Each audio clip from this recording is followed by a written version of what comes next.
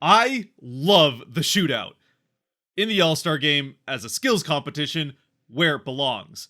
As a way to decide NHL games, it's stupid. What's cracking, everybody, and welcome back to Kraken R&R, where the Seattle Kraken lose in the shootout 3-2 to the LA Kings. And I probably had you going for a second there with the intro, but honestly, as shootouts go, this was an entertaining one. The Kraken do score 3 times and it goes 9 rounds, but it still doesn't make it a good way to decide a hockey game, as it's not hockey, it's just a skills competition. It would be like if the NFL decided things off of, I don't know what they would decide in the NFL, but if the baseball decided extra inning games off of a home run derby. Anyway, we've talked about all that before. I don't really know what the solution is, and honestly, it doesn't make a difference because the NHL's unlikely to change anything. It's a part of the game whether we like it or not. So as far as the rest of this game is concerned, outside of the skills competition that decided it in the end, the Kraken play a fantastic game against a very good LA Kings team that, like I've mentioned in other videos, is probably the best team in the NHL at 5-on-5 to this point in the season. The advanced stats would certainly back that up.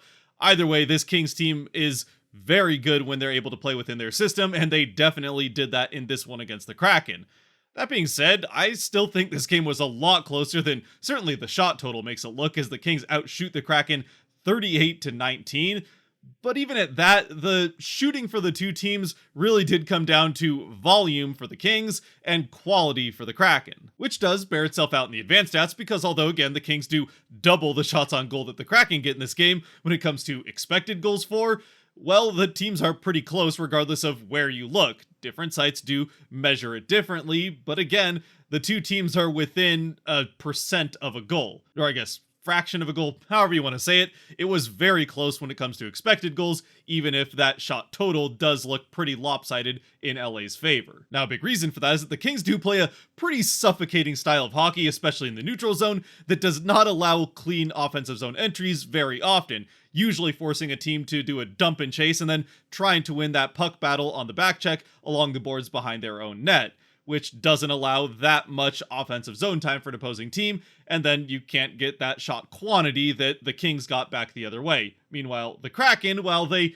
do allow the Kings to get into the offensive zone, they continue to play very well in their end of the ice at not allowing the Kings to get to the middle of the ice and just let them shoot from the outside and clearing those shooting lanes so Decor could see the shots coming and make a lot of fairly easy saves. Which is not to say that Decor didn't have some good saves along the way or that he didn't have a fantastic game. He absolutely did keep the Kraken in this game and had some great saves during it, but for the most part, the Kings were kept to the outside of the offensive end, and a lot of those shots did come from the outside with clean shooting lanes that Decord was able to see those shots, and even when he did give up rebounds, the Kraken were doing good in the middle of their ice at preventing any secondary shooting opportunities or just primary shooting opportunities from those dangerous areas. But with all that being said, when it comes to how the first 2 goals of this game are scored in the first period, yeah, it definitely doesn't necessarily fit that narrative of how the rest of this game was played.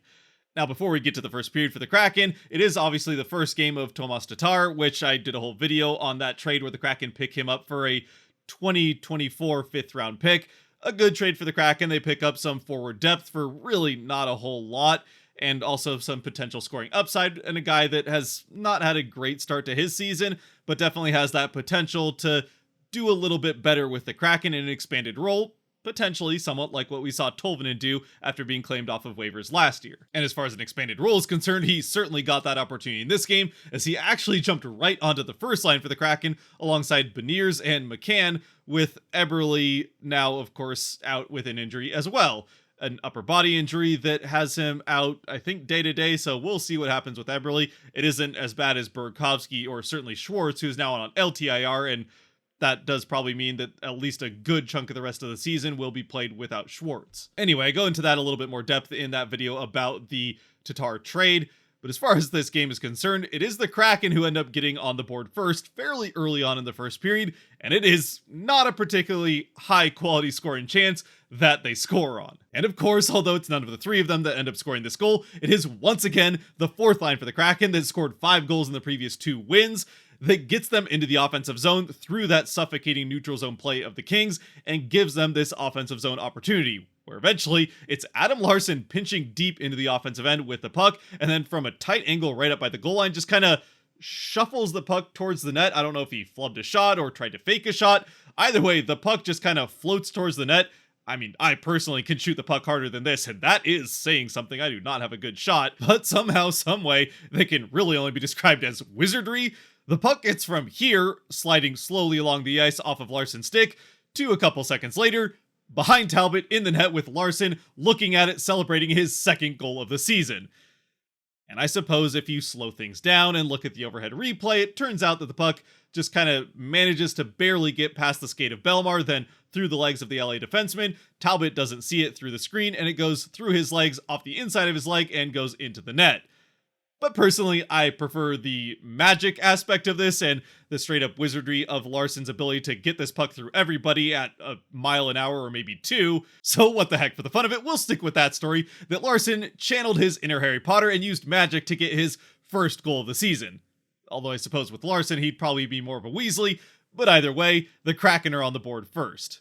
Unfortunately, at the other end of the ice, about 7 minutes later, the Kings end up evening things up off of a rare, high-danger scoring opportunity for them, as somehow their leading goal scorer in Trevor Moore is able to sneak his way past the entire Kraken defense, I think in particular Will Borgen in this case, as he gets an open chance right in front of Decord and makes a beautiful move to get around Decord and put the puck into the side of the net to even things at 1. And so, just like that, the Kraken, who lived off of few good scoring opportunities, managed to score off of a very low danger one that really had no business going in, and the Kings, who had their offense with volume over quantity, managed to score on a very good scoring chance that were hard to come by for them in this game. And eventually we get to the end of 1, where the Kings are outshooting the Kraken 14-3, but the score is still 1-1. And as far as shot totals are concerned, things do not change much in the second period, as the Kings outshoot the Kraken in the second. I think it was 11-6 or 11-5, so it's closer than it was in the first, but the Kings are still definitely getting the more chances on net, even if the quality for the Kraken is still better. This is a period, though, that ends up being a lot more characterized by the physicality of it, as it does get quite chippy between the two teams. There's a lot of the extracurriculars after whistles, some big hits really going either way, and the Kings do end up on a couple of power plays, one in the middle of the period that really doesn't go anywhere for them. The first 2 power plays for the Kings, they don't really generate any offense out of. In fact, Gord gets the best chance on this second Kings power play shorthanded towards the end of it. He ends up missing the net, but he got on a bit of a breakaway to finish off that power play. The Kraken end up with a power play actually right after it, as they got a second shorthanded opportunity that was broken up as McCann gets interfered with. The Kraken do a lot better at generating offense on this power play and nearly score towards the end of it, but come up empty.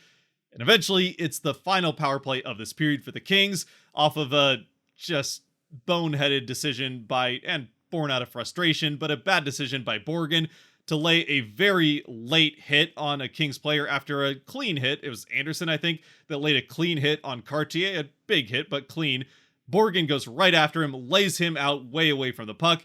It's a good call. The fans weren't happy about it, understandably. I mean, on the one hand, it is nice to see a Kraken player going to the defense of a teammate, which is something that we mentioned them not really doing much of at all early on in the season, but this is not really the time or place to do it. Again, it was a clean hit that Cartier took, even if it was a big one. He was also okay jumping right up after the hit, and the hit from Borgen was ill-advised in basically every way. You know you're taking a penalty laying that kind of hit, especially away from the puck, and it's in a tie game where offense is hard to come by, in a game where you very much need to get every point you can in the standings. Either way, this hit from Borgen ends up leading to some more extracurriculars. In the end, the Kings come away with a power play, and they do end up scoring on this one. It's a rush chance. They really don't score off of a setup play. It didn't seem like they had much of a plan with setup plays when they were set up in the offensive end, but this comes off of a rush as Byfield is able to find Kopitar on the far side, no chance for Decord, and it's 2-1 Kings late in the second, which they would carry into the start of the third. A third period that, surprisingly, was pretty well behaved between the two teams. There wasn't actually a lot more chippiness in the rest of this game, which, considering how the second period went, I was honestly shocked by, and not just the second period. These were two teams that did go at it in their meetings last season as well, so I know at least I was certainly expecting to see a little bit more of what we saw in the second period, if not a increase in that style of thing happening, and maybe even leading to a fight or two in this third. In the end, that really doesn't happen. Both teams play pretty clean, don't get involved too much after whistles, and it's a pretty evenly played third period. And for the Kraken in this third period, they're finally able to start generating some relatively consistent offense, coming into the third with just those 9 shots on goal, which did put them in some danger of setting a new franchise low in shots on goal in a single game. They currently have a low of 17 shots on goal, which happened 4 times in their history, 3 times in the inaugural season and once last year. So yeah, they were definitely on pace to set that new franchise low coming into this third. But they do get a little bit more consistent offense, in the end doubling that shot total in this third period with 9 in the third alone, and just allowing 6 back the other way as the Kings were starting to play a little bit more conservatively and just leaning on their defense and neutral zone play to try to prevent the Kraken from tying things up and just coming away with a 2-1 win in regulation. And for what it's worth, they did come very close to being successful in that effort as they get into the final minutes of this third period with that 2-1 lead. But eventually, the Kraken relentless offensive attack forces a mistake from the Kings as a puck clears the board cleanly from their defensive end, and the Kraken get a power play for delay of game. And it's on that ensuing power play for the Kraken, with just a couple minutes left in the game, where the Kings are kind of letting the Kraken have the outside of the offensive zone on the power play, just passing it around the outside, and if they want to shoot from there, that's fine. The Kings just didn't want to let them have the middle of the ice and get things close to the net. But it is eventually from that outside area that Oliver Bjorkstrand sees something he likes, fires up a shot, and buries it into the back of the net. An absolute snipe under the blocker hand, I think it was, of Talbot over the leg and into the back of the net to tie the game at 2. And a couple minutes later in regulation, the Kraken, who almost did score again back at 5-on-5, do force this one to overtime, getting at least that 1 point in the standings. With the power play goal, it is Bjorkstrand's 10th already of the season, which is much more than he had at this point last season, a little bit snake bitten there through the first half of last year.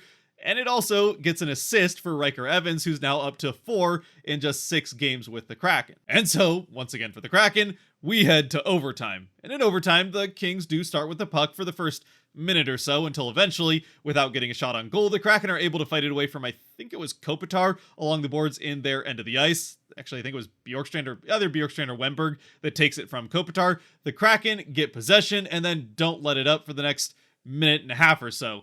Actually, Tatar ends up getting the second shift for the Kraken in overtime and had a chance to end it, but isn't able to. Eventually, the Kraken do get one really good chance as McCann gets a pass down to a crashing Vince Dunn, who has a Kings player just riding him piggyback style through the crease. There's no call on that whatsoever. The pass to Dunn doesn't lead to a shot on goal because of the Kings player basically hanging on his back.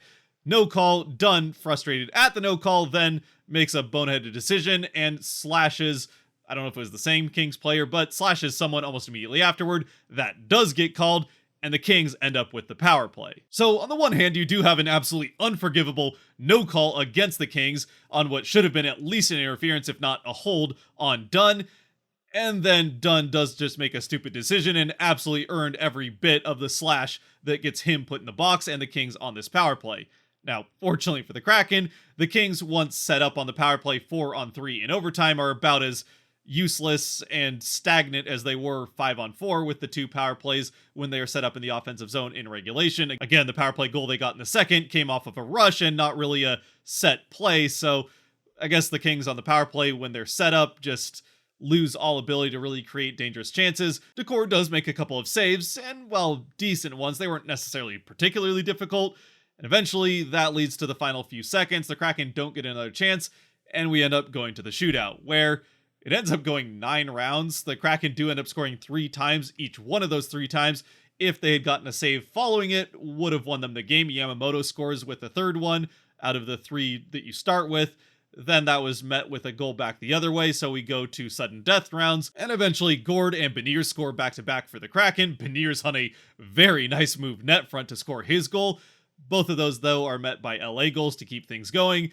Then Tolvanen is shut down, and the Kings score a third in a row to win this one in the skills competition at the end of the game and get that extra point. So in the end with this game for the Kraken, even in spite of the buzzkill of an ending in the shootout, it was a game that they played fantastic against one of the NHL's best teams to this point in the season in the Kings.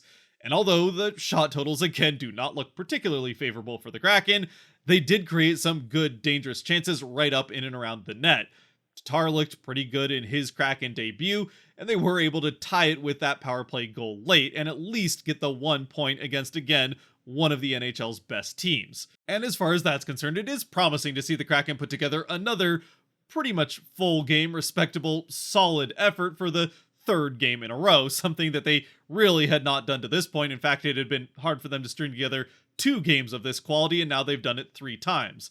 And they're going to have to continue to do that against Dallas coming up here in the next one on Monday, and then the Kings again on Wednesday. Fortunately, they finish up with a terrible Ducks team right before the Christmas break, but they gotta get a win at least in one of these next 2 games, and that is kind of the problem, that although they did put together another good effort in this game, to lose that last point in the standings and not get the win either in overtime or the shootout, or just not make the boneheaded mistakes to allow the Kings to get that power play goal in the second that gave them the lead, well, the Kraken really need every point they can get in the standings, and they can't afford to be giving points away, even against very good teams like the Kings. But at the same time, I suppose that does in some ways seem like nitpicking, even if it is what the team expects of themselves, especially considering they have now given us for 3 games in a row what we asked for, and that is a pretty much full game, solid effort that gives them a chance to win the game. And if they do play the way they played in this game against the Kings regularly throughout the course of the rest of the season, especially given the state of the wildcard race in the West, it does give them a good chance to get back into the mix in that wildcard race and maybe have a comeback to get back into one of those spots and make the postseason. At the very least, though, it was a fun game and did offer us enough to go off of to get at least 3 stars when it comes to the Kraken 3 stars in this game. As always, brought to you by the patrons over on Patreon. And again, as always, if you do want to be a part of helping decide these Kraken 3 stars after each and every one of the Kraken's games, you can help support the channel a little bit more than you already are by watching the video to this point and maybe hitting like down below by going to the link down below as well to Patreon and helping support there. And as for those 3 stars in this game, the first one I think is relatively obvious. With 36 saves on 38 shots all the way through overtime, it's gotta be Joey Daccord. Sure, it would have been nice if he could have come up with one more save on one of those 3 chances that would have given the Kraken the win in the shootout. But again, it's a skills competition, and I think we can just kind of toss that out the window. It's not real hockey, and when it comes to actual real hockey, he was fantastic for a 3rd game in a row. Obviously, like I said, a lot of those shots for the Kings were coming from the outside, and his teammates in front of him were doing a good job of limiting any secondary chances and giving him clean looks at those shots coming in to make his job a little bit easier, but he still had to make those saves and did make a couple of pretty nice ones along the way. As for the second star, the consensus over on Patreon is Yamamoto, and I have a hard time arguing with it. Yamamoto was once again a little buzzsaw out there on the ice, and I don't mean that to sound demeaning in any way. He was just an absolute ball of energy and creating a lot of the, again, fairly hard to come by offensive opportunities for the Kraken, especially in those first couple of periods where shots on goal were hard to come by for the team. That 4th line in general continues to be a driver for the Kraken offensively over this stretch of consistent good play that they've had in these last 3 games of the homestand, and Yamamoto has been a big part of that. And then with the 3rd star, I could go a number of different ways. Devin Shore actually played a fantastic game for the Kraken also on that 4th line. Riker Evans continues to play well and be an analytics darling when it comes to the advanced stats. But in the end, I'm going to go with Oliver Bjorkstrand. Now, that Gord line had a tough time of it, especially in the first period, but really the first 2 frames. They were, however, very good in the 3rd, and obviously if it isn't for Bjorkstrand's seeing eye shot there on the power play, the Kraken don't get to overtime and don't get that point in the standings. So I will go with Bjorkstrand, making it Daccord, Yamamoto, and Bjorkstrand the 3 stars in this game. Also, Yamamoto getting the shootout goal that could have won it for the Kraken. Gord also a part of that, and Beniers had that beautiful move. I'm not going to really read into too much of what happens in the shootout, though, for the reasons that I've already stated. Anyway, let me know what you think down in the comment section below, what you thought of this game. Again, the Kraken played well, obviously not the outcome we would have liked, but it is at least a point in the standings for the 3rd game in a row. Other than that, though, if you have made it to this point, thank you very much for watching. If you did like or enjoy this video, there are buttons for that kind of stuff down below to help support the channel, so I'd appreciate you using them. Like and subscribe. Again, if you want more on Tomas Tatar, the new Kraken player, I went through the whole video on that trade a little bit earlier as well. Until next time, stay safe out there, be good to each other, God bless, and go Kraken!